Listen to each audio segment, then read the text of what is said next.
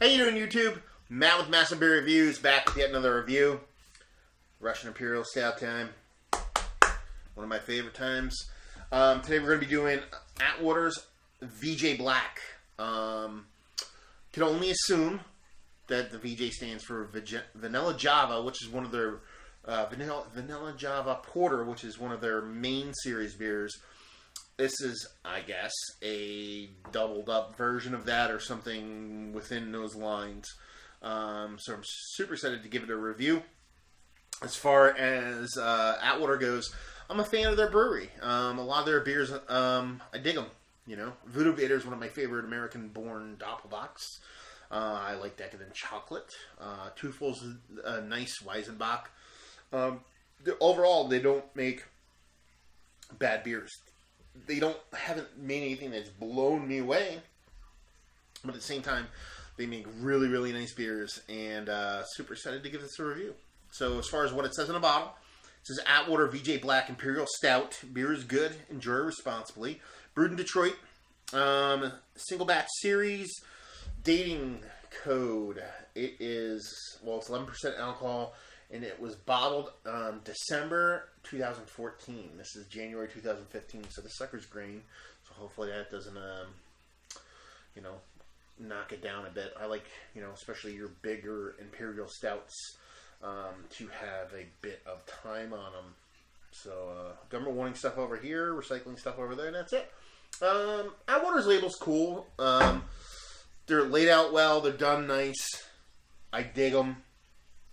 There's just a little bit amiss for me. I can't even put my finger on why, but I dig them. They just don't blow me away, but for some reason I feel like they should.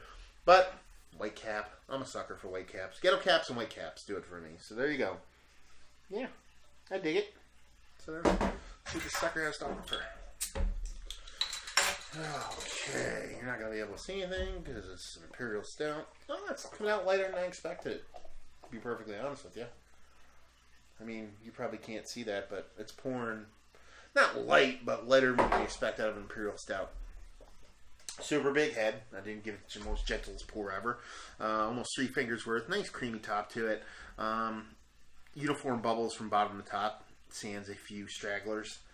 Color-wise, I can definitely get through there with a bit of light. It's just an off mahogany color.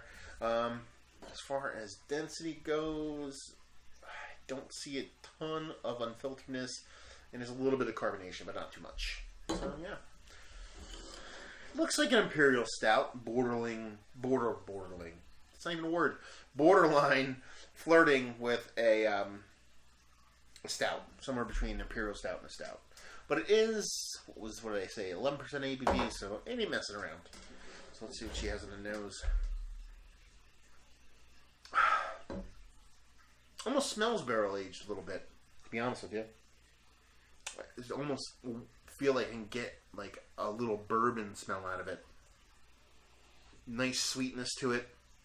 It's pretty dominant sweetness. Almost smells fluffy.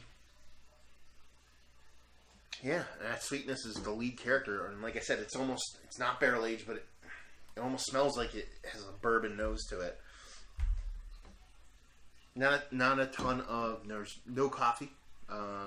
Really no, I don't get a ton of roasted malts off of it.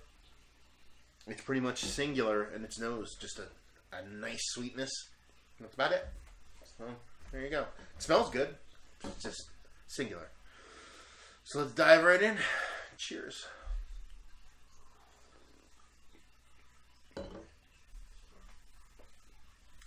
Well, first things first. Definitely based off the Vanilla Java.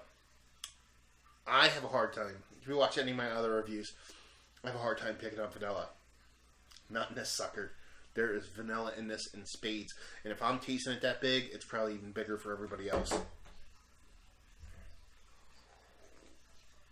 The roasted malts are there.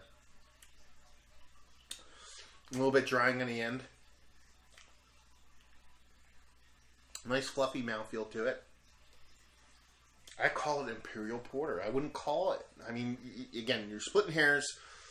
I don't rate based on style. I just rate if I like it or not, good or bad. But this is an Imperial Porter. This is an Imperial Stout.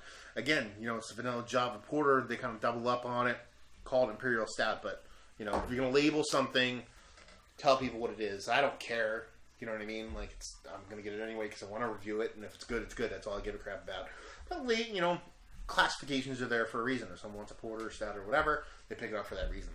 Absolutely Imperial Porter, not an Imperial Stout. Nice and fluffy. Vanilla's there in spades. Nice roasted malts, a little bit drying in the finish. And super drinkable. I mean, 11%. Jesus. There's no 11% in there. And this is a 6% beer. You know what I mean? As far as I can taste. And I dig it. It's nice. It's a little bit singular.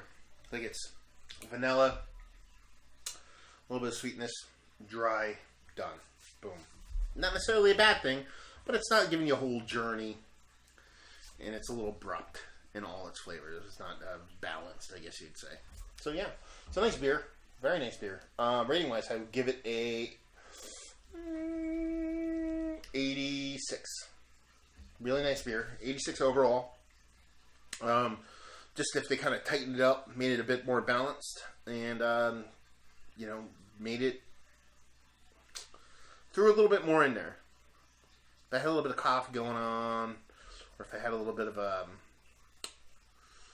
don't know, something else going on. Just needs a little tightening up for me. Again, subjectiveness, so there you go. So yeah, what do I give it? 87? 86? Somewhere around there? I forget. Anyway, above 85, below 90. Value and availability. I mean, I can typically get Atwater beers at whim, so availability, I'm going to give it like a 9. Value, it was $10 for a 4-pack. 9 again. I mean, you're talking about a $10 4-pack, 11% beer that's flirting with being a 90. You can't go wrong. So yeah, really nice beer. If you're into porters and you want something that's beefed up, or you're like Imperial Porters, ooh, excuse me, it's absolutely something that you should check out, because that's like literally its wheelhouse. If you like it, Imperial Stouts, and you want to just Imperial Stouts are just a little bit too big for you, you just want to dial back a bit, or you're like a little bit more fluffy mouthfeel as opposed to something that's a bit more dense and viscous, definitely worth giving a whirl. And if you like good beer in general, like good beer made in America, made in Detroit, doesn't get more American than that, definitely worth giving a whirl. So there you go. Atwater VJ Black. Another review in the books. So hopefully you guys enjoyed the review. If you did or you didn't, or somewhere in between, please leave a comment in the comment section below. If you'd like to check us out on anywhere else on the internet, you can. Facebook, Twitter, Instagram, and Untapped. All 4 of those places. You can find us Massive Beers. And, yeah. Another review down. So, hopefully you guys enjoyed the review. Hopefully you're enjoying a really nice beer right now. And, hopefully see you next time. Cheers.